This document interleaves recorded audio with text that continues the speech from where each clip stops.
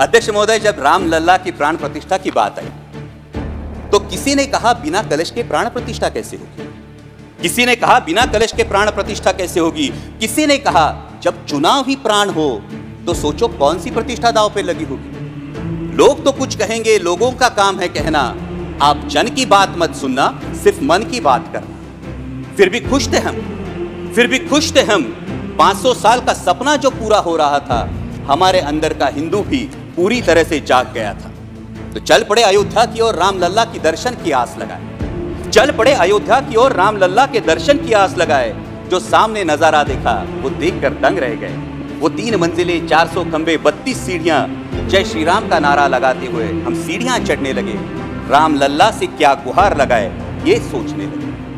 पहली सीढ़ी पर याद आई महंगाई, पहली सीढ़ी पर याद आई महंगाई, दूसरी पर देश में बढ़ती बेरोजगारी, तीसरी पर पत्रकारिता की चरण चुंबकता, चौथी पर सेंट्रल एजेंसीज की संदिग्ध भूमिका।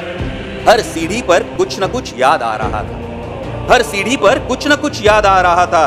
कहीं 15 लाख का जुमला, कहीं किसानों का आक्रोश था, कहीं महिला कुश्तीगिरों की वेदना थी, कहीं सालाना 2 करोड़ रोजगारों का वादा था, कहीं बढ़ती सांप्रदायिकता थी, तो कहीं चुनिंदा पूंजीपतियों पर मेहरबान हमारी सरकार का चेहरा था। इस वास्तविकता ने झंझोड़ने के बाद भी हम अंधभक्तों की तरह चलते गए। होश तो तब संभाला जब रामलल्ला के दर्शन। हमें नतमस्तक देख रामलल्ला मुस्कुराते हुए बोले, मैं कल भी था, आज भी हूँ, कल भी रहूंगा। जितना इस मंदिर में हूँ उतना ही तुम्हारे मन में रहूंगा। लेकिन याद रखना हमेशा मैंने त्रेता युग में रामराज जलाया था, तुम कलयुग में जीते हो जहां संविधान ने गणराज जलाया है। धर्म समाज